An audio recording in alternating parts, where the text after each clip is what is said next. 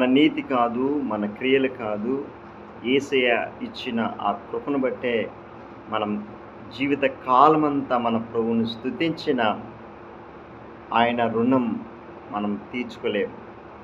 ఆయన మనల్ని జగత్తి పునాది వేయబడక ముందే మనల్ని ఏర్పరచుకొని ఆ నిత్య జీవానికి నడిపిస్తున్నాడు.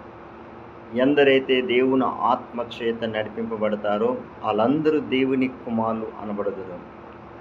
దేవుని పరిశుద్ధాత్మ శక్తితో నింపబడితే ఈ లోకాన్ని జయించగలుగుతాం.